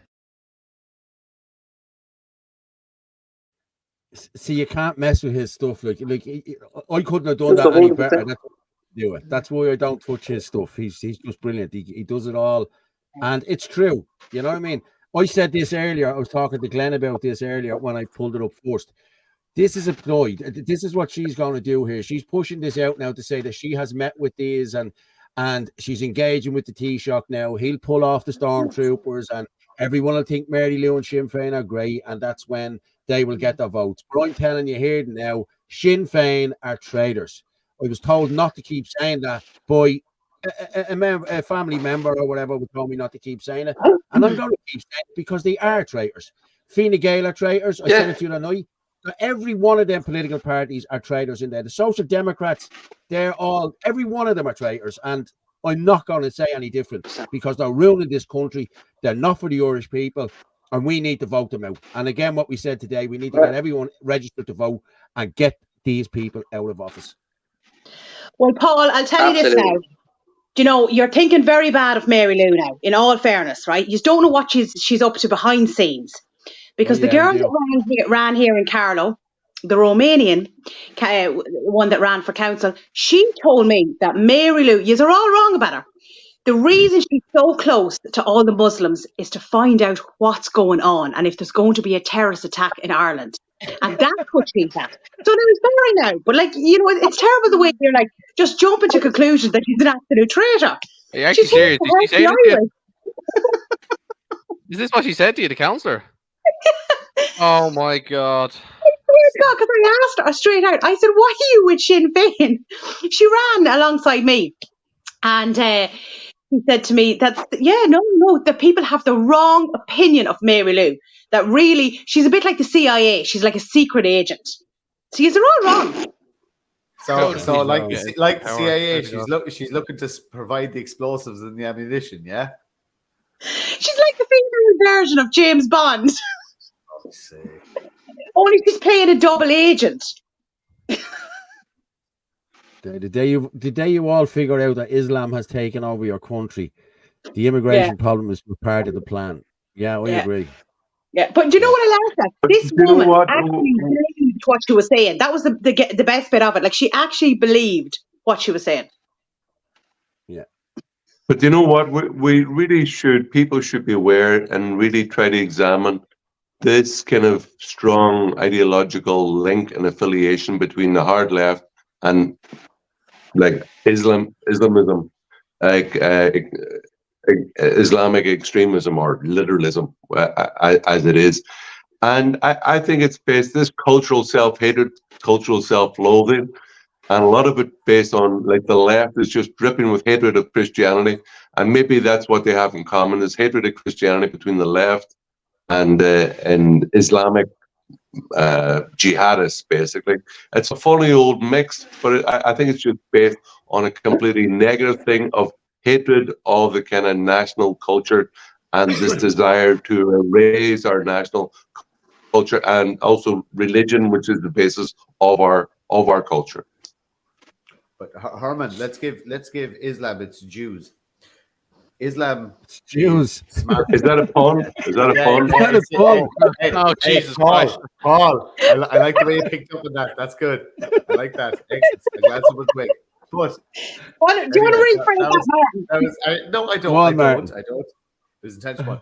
So, Islam is smarter than the left. It's as simple as that. Islam knows what it wants to do. Islam is very, very, very intent on spreading.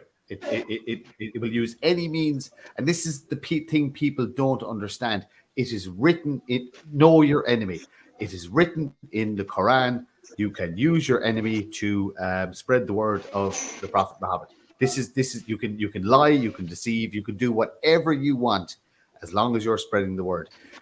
The left, again, I go back to Gadsad. He has the perfect term. It's called suicidal empathy. The left is suffering from the parasitic woke mind virus, and they have suicidal empathy, and the Islamists have jumped on it. It is the greatest tool they've ever found. They don't have to use terrorist tactics or fear anymore. They don't have to blow up bombs. They don't have to do any attacks anymore. The gates have been opened by the suicidal empathy of the tolerant left, and that is simply it. The Trojan horse, but is basically the tolerance the left says that they're so fond of, which is complete BS. They've opened the doors. As soon as the Islamists outnumber the left, they will consume and destroy them, and that is the reality. Oh, they'll be off 20-story buildings like there's no tomorrow. Yeah, and that's it. And they'll be thrown off 20-story buildings. Actually, Roger Scruton talked about oikophobia, hatred of home, or in Irish context, hypernophobia. Why are Sinn Féin so lovey-dovey with Islamists? Yeah, that's what we're talking about. You know, if you just look at France, that the fact is the communists and the Muslims won in the elections, and even though they won, they still decided to burn France to the ground. So that just tells you something. Yeah, it's true. But that's what they want to do. Actually, speaking up in Dundalk today, as I was speaking about the stupidity of the left and the damage done by mass immigration, and I started off first talking about wherever there's a large number of unvetted foreign males coming into the country, there's a spike in serious crime, sex assault and rape. So it did that. But as I was up, I thought, well, I'm in Dundalk, and wasn't it here about four years ago that an Islamic jihadist came across, from Afghanistan, came in, tried to beat two Irish guys to death by smacking them over the head, and he actually physically killed a Japanese tourist in Dundalk. I think it was the 5th of January, about 4 years ago. And you know what? He was allowed to waltz in to Ireland, find somebody and just kill him in broad daylight and on a public street.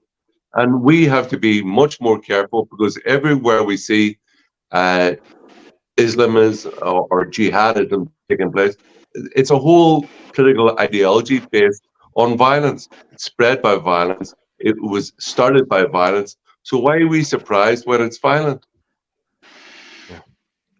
Yeah, it's true. You know, these lefties are really, you know, they're it's not even the fact that they're bad. It's they get away with everything. Like, you had this black boy Cannon going around and threatening Irish people and telling migrants to cut them up or to rob their houses. And if I did that, the police would be kicking down my door and taking me out and arresting me, and I'd never be allowed online or allowed to do anything again. But yet this hateful bastard is allowed to spew his hate all around the place. You know, it's wrong. It's amazing what that man's getting away with. He'll be one of the first people on the plane when it comes to deportations. Amen. But we have an example of the Irish man who made the threats against he's already been in court and been charged for basically one video, whereas the individual you're talking about has about 2.5 years worth of material that has been calling for harm against Irish people. So this guy did one video, straight away arrested, in court, prosecuted, charged, whereas this gentleman, gentleman is the wrong word, this individual, 2.5 years.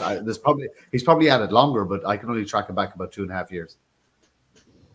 Yeah, I know. Well, Martin, that's the point. That's an excellent point that I've been making. Like, you know, when Irish people say something, and rightfully so, when anybody says something like that, they get arrested and charged and whatnot. But why is this particular individual getting away with it?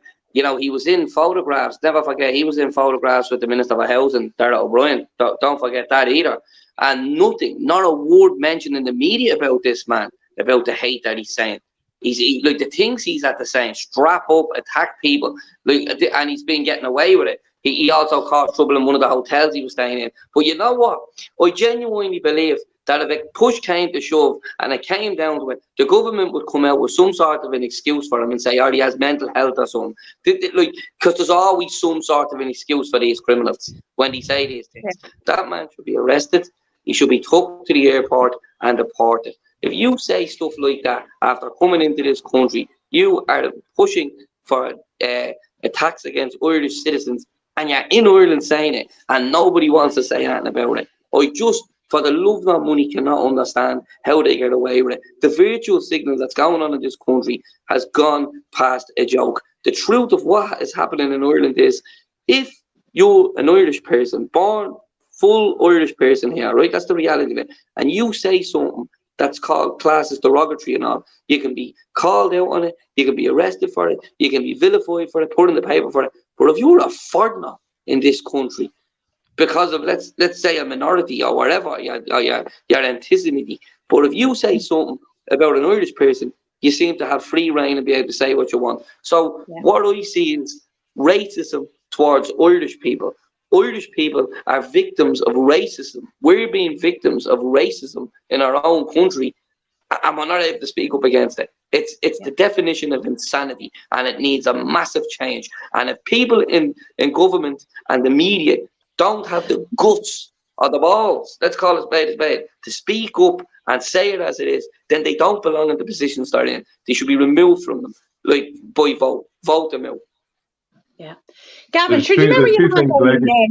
You remember that wasn't he a councillor and he ended up in mayor? Do you remember he was saying that all the protesters should be like shot in the head and all that? And he got away with all that. Yeah. Oh yeah. Yeah, down in Limerick. Yeah. Do you know what that brings up? Yeah, 2 points, Gavin. Yeah, one, we can see clearly that there's now a two-tier judicial system, where instead of equality of all citizens before the law, as you say, Irish people are second class in their own country. If you're a foreigner, you get the kind of get out of jail clause, literally. You're not prosecuted for crimes that Irish people would be prosecuted for immediately, as you give the example of that guy who threatened Mary Lou. And then there's the thing of, like, if you ask a lefty, right, a self-loathing lefty idiot, if you ask them, why is it okay? And politically, right? So that's legally I'm talking about, now politically or culturally. We should ask ourselves, why is it okay to say China for the Chinese, Pakistan for the Pakistanis, Palestine for the Palestinians? But if you say Ireland for the Irish, oh, no, you can't say that. Isn't that a clear example of racism, where every nation has a right?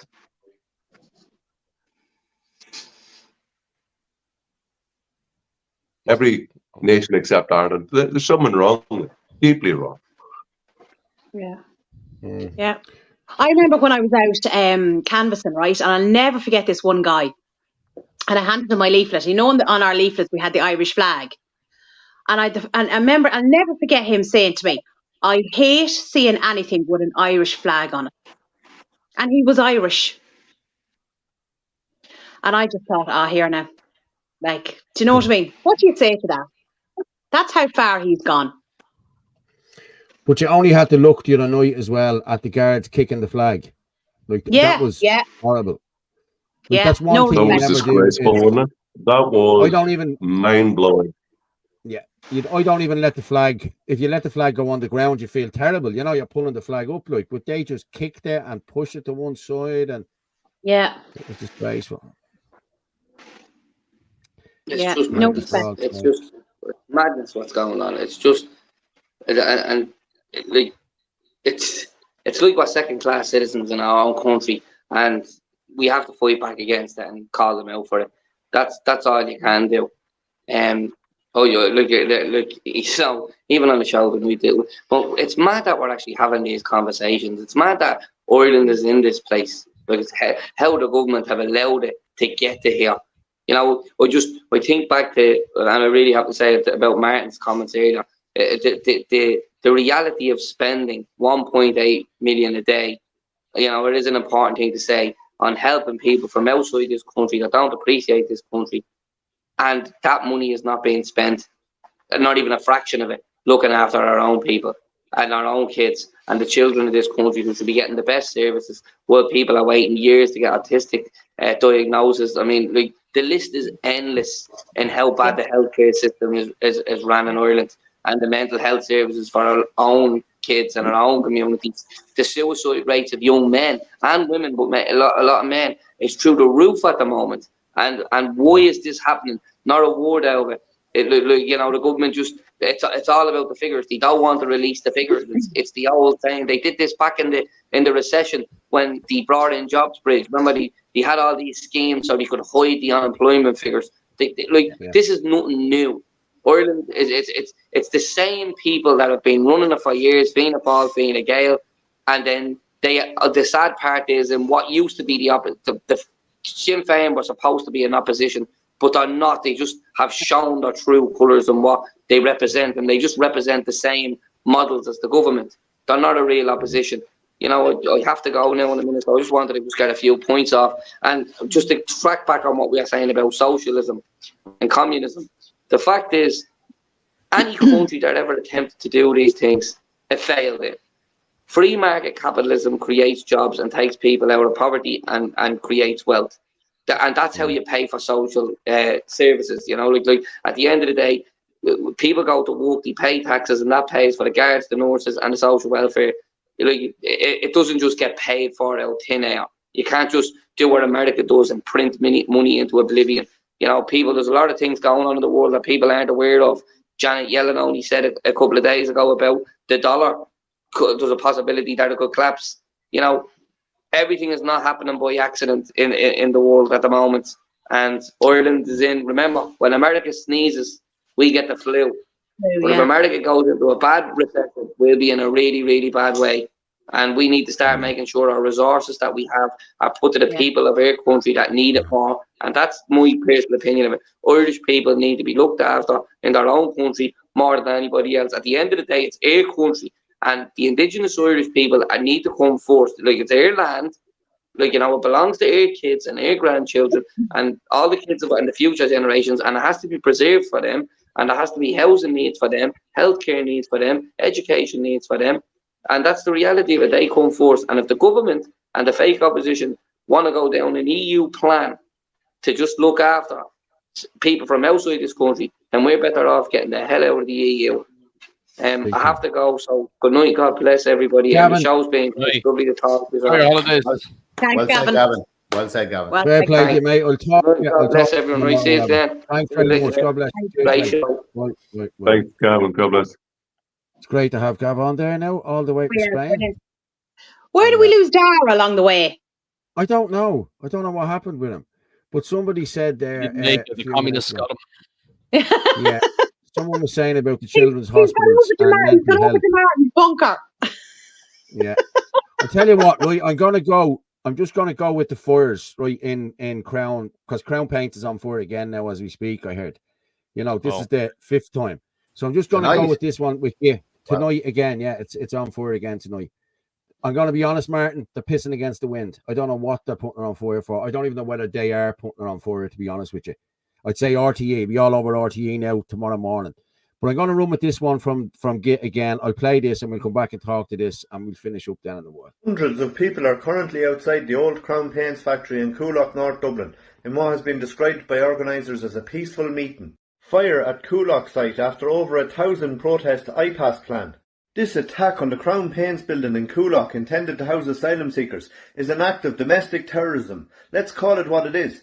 We cannot allow far-right racists to undermine our values. FAO Irish media, this is what a proper headline looks like. Instead of Crown Paints catches fire in Coolock, it should read racists and xenophobic scumbags set fire to Crown Paints again. So a second fire in 2 days at the Crown Paints building in Coolock.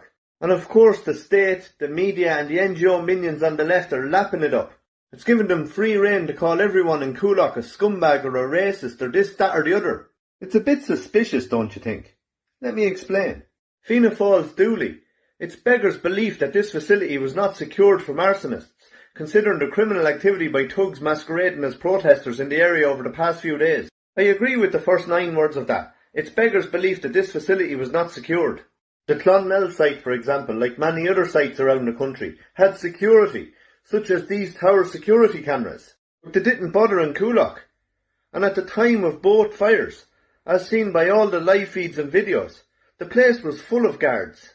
And I'm not suggesting anything, but hear me out. Brand new matchstick in the corner window, look at. So here on the right we have the fire damage from the first fire. And in the exact same lobby here on the left, less than 24 hours later, we have stacks of brand new mattresses. Why would somebody stack mattresses there? They'd be ruined. It would be very handy, however, if you wanted somebody to light them, or had somebody organised to light them for you.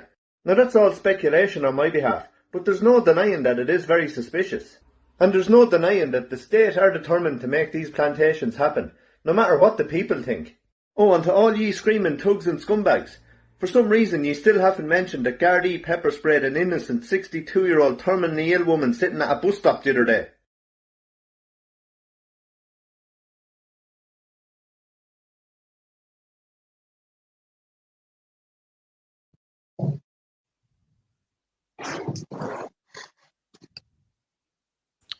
What happened to Paul? Is he gone? You're hosting now, Glenn. By the way. He got cancelled as well. Oh, Darren Vane, he's back. Was it someone we said? Dara, did Martin have you locked in his bunker? Is that where you disappeared to? Have you just escaped? It's just respect for Herman coming in. The audience can only see 6 windows. So he's my captain and boss, so I always pop out when he comes when there's too many, you know. Sometimes it's good to go for the quantity, not just the. Yeah. Well, do you know that in the Bible, 7 is the biblical number of perfection. That's why you have 7 sacraments and 7 days and stuff like that. Yeah, it's the number of Jesus Christ. Yeah. I'm just going to show you. I'm just going to show you this building, okay? It's in the middle there. You'll see it now. Okay, there it is there. Okay, that's Crown Paints, right? Yeah. You can see down here on the bottom left, there's the five X's. There for the 5 fires that were put in there over the last 4 days. He started off out on the left here, and it's worked its way across. There's asbestos on this roof here. This is an asbestos roof. If that goes on fire, the whole lot has to go. But it's not going to go on fire. That's the thing. And what's asbestos roof? My God. That's an asbestos roof, yeah. And all this goes right around the back here and everywhere. There was someone in there today. There was a video there. I don't want to show the video because we've seen it. You know what I mean? But what happened here on the left hand side, the first one here on the right, the X was burnt on the first night, okay, and then 2 nights later, there was a video of them. No, when we came back down on Friday, that's what it was.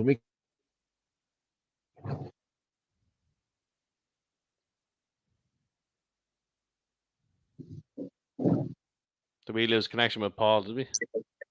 Yep. Oh, okay. The far left have him. I also thought it was strange that those very big concrete bollards was put in front of the entrance, because if you're a fire marshal, you wouldn't allow that, because a hose has to be dead straight in order for there to be pressure on the hose.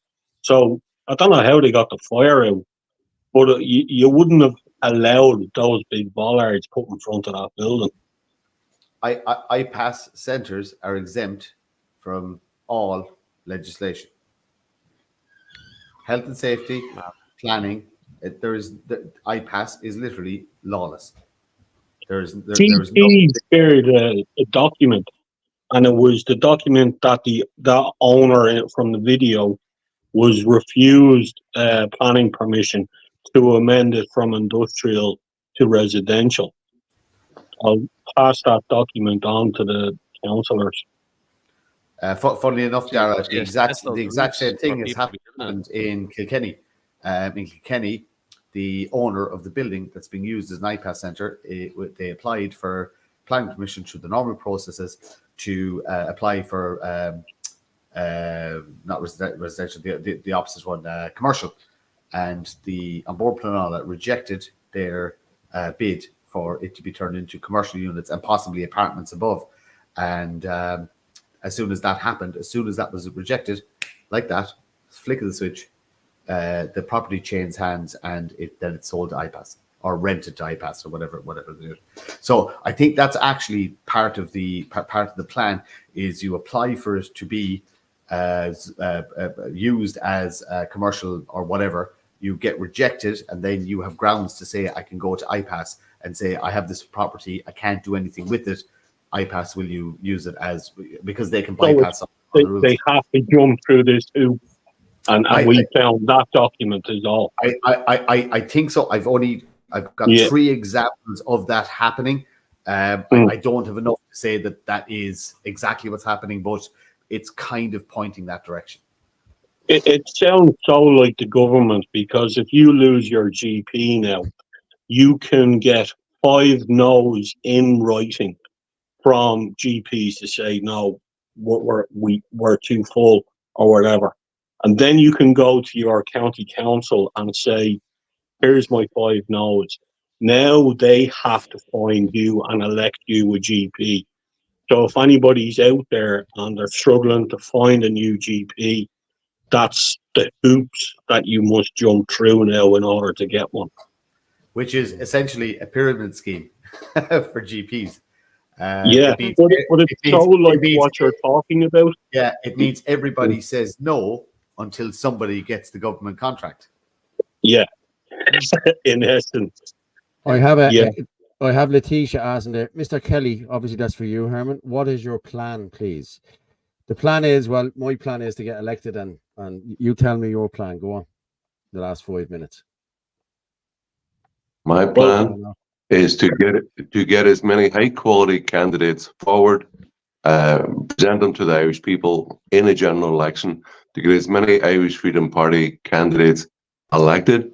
I'm not going to stand against national candidates like Malachy Steenson and Gavin Pepper, people with very similar nationalist views as ourselves.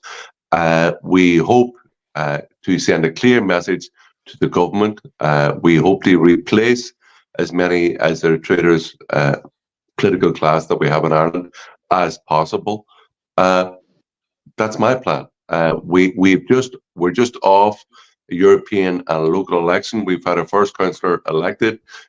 We did a lot better in the Europeans than we did 5 years previously. Now, I believe and I hope we will do better in the general election. Why is that?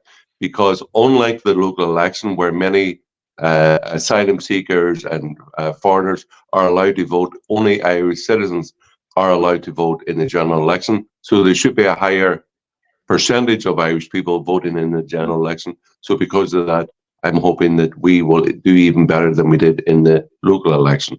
So my plan, as I said, is to democratically change this country by giving the people of Ireland the choice to vote for a sensible, sane, proud nationalist party who believes in Irish people, our right to determine our own future and be a sovereign, independent Ireland, who believes in personal freedom, responsibility, and we basically want to be a free people in a free country. That's my plan. Well said. I'll second that. Yep, we're done. Yeah. Actually, you know what was very pleasing there tonight among the speakers up in Dundalk is that a number of them emphasized to people have to get politicized. That we are facing an existential crisis in Ireland. It's not just about the minutiae or the impact of this law or that law or series of laws, but basically we've been asked, do we want Ireland to remain as Ireland? Do we want to hand to our children and grandchildren a type of Ireland we grew up in where Irish people are a minority? And if we want Ireland to remain Irish, we have to, it is incumbent upon us that we get as many people, we speak to as many people as possible, ask that they register to vote and make sure that they vote come election time. Every nationalist vote in this election is essential. We've got to get rid of the traitorous class and get in nationalist candidates as we have. And the Irish Freedom Party, we're sane, sensible, smart, good quality candidates who can present our case, our needs of the Irish people in the Dáil.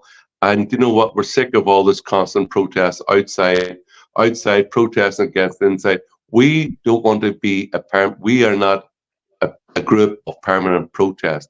We are here to exert political change. We don't want to be protesting outside the Dáil. We want to get seats in the Dáil. We want political power. It's not about protest. It's about political power. And there's no use complaining about the political choices that the political class have made. We've got to change the politicians to change the policies. It's very clear. So everybody should get registered and make sure they vote. Exactly. Yeah. Paul, are you and Gavin going out in the Batmobile for that? Well, we're going to. We said we would. He hasn't got it sorted yet, but as soon as he does, we'll be going out around there getting people registered, and that's what we have to do. And if we have to bus people to these, like people that don't generally walk around, that we need to get these people to these centres, play these at their own game. You know what I mean? But listen, I'm going to finish it up there. Okay, we're finished up. You know what I mean? We're on our last story there. But what was it there? Letitia turned around. I was going to say something to Gavin there, if I can. Gavin, I was going to say to you, it was in the Kildare Times. He's gone. Or Glenn. Sorry, Glenn. Glenn. I have no glasses on me. In the Kildare Times, they wrote that the county councils around Kildare only spent 26% of their budget as a county council for 2023. So I'd say the best thing to do is to find out first what is 100% of the budget, and we're spending it. You know what I mean? And the other thing we're talking for the South Dublin County Council, I believe it's 400 million. I think something like that. I think that's the general. It's in its hundreds of millions anyway for each council. But most of it is already moved about. It's not, you're not really in control of it. You can kind of like talk to the council and decide on certain things to focus on and take funds, but that has to be decided at the national level. So, but I think it's in its hundreds of millions. It might vary depend on the size of the district. So they're not spending at all. So no, they're not. So I believe last year, I think it's public knowledge that it's at least 20, 25 million or 25 million or something like that wasn't spent. I'm not too sure. You'll have to correct me on that. But so I'd say 25 million was not spent or something like that. That's where let's start demanding that money and spend it. And the other thing I was going to say to you was Leo Varadkar promised 50 billion to the Ukraine war before he got fired by Biden. So Christ. that would equate to about 9 billion from Ireland, and I've already heard Norway and places like this say, here's our 2.6 billion. So get in there and ask what's being given. I have to drop you down, right? Just to finish, there's only a minute and a half left there, and I have to finish off. I'm going to drop you all down. I'll be down in a minute. I'm just going to finish up. But thanks everyone. Thanks Herman. Thanks Martin, Orla, Glenn, and Dara for coming on and helping me out here tonight. It was brilliant. It was a great talk. I know some people didn't like it, but hey, listen, you can't please everyone all the time. I'll drop you down here and I'll talk to you in a minute. Okay, I'll drop them all down there, and there's just moi left. Well, we've reached the end of the show again tonight, and what we say every Sunday night is the truth is like a lion. You don't have to defend it. You just let it loose, and it will defend itself. Good night and God bless.